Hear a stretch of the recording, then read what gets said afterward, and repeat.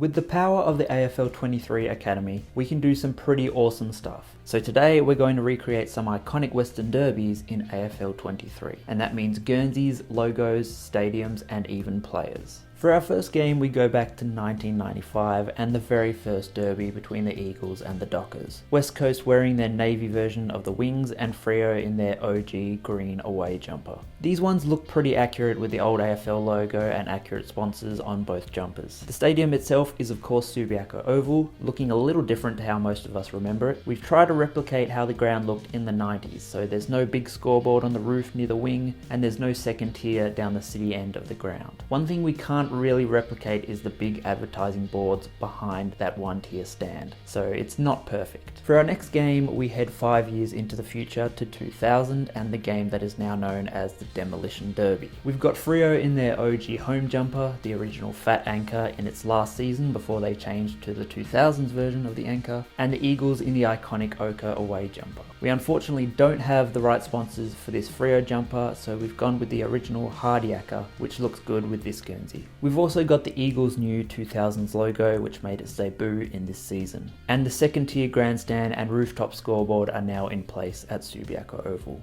Our next game takes us to 2003 and a derby that was important for finals positions and in particular Freo's first finals appearance. For this one we've got West Coast in the Swooping Eagle tri-panel Guernsey and Freo also in their tri-panel away jumper. While it's not the best looking combo from a clash point of view, it does look good as a recreation of the game itself. Our next game is from 2005 and this time we're going international to an AFL exhibition game at the Oval in London. This might be one of, if not the best ever derby, and unfortunately there's no video footage that exists. Because this game wasn't actually broadcast or filmed in any way, the players pretty much let loose and it was kind of a free-for-all, including an all-in brawl that took 10 or 12 minutes to separate and get play restarted. Once again, we've got the Eagles in their tri-panel Guernsey and the Dockers in their classic home jumper. I believe this is the only time that these two Guernseys were worn against each other. The coolest part about this recreation is of course the stadium. Playing at the Oval, which isn't even a typical footy ground, and this version in AFL23 is a pretty decent recreation. Our next game is once again from 2005 and this one is the Heritage Round Derby. This one's pretty cool as I think it's the only time Freo and West Coast matched up in a Heritage Round. So we've got Freo in their original Fremantle Football Club red and white chevrons, which was obviously the inspiration for their current home jumpers, and West Coast in their original yellow home jumper from the 80s, which was a pretty rare sight back in these days. Our next game is from 2006 and one of my personal favourite derbies. It was just a good close contest between two good sides that both finished top 4 and went deep into September that season. The Guernseys are also the most iconic matchup for this contest, with both teams wearing their most iconic jumpers, Freo in the OG anchor and West Coast in the blue wings. Let's talk about the players here. As you may have noticed, these teams are essentially all-star teams for both West Coast and Freo. So you end up with players like Josh Kennedy and Chris Judd playing alongside John Worsfold for the Eagles, and someone like Paul Hazelby playing with Caleb Sarong. It'd be great to be able to have accurate lineups for each and every game, but that's too much work even for me.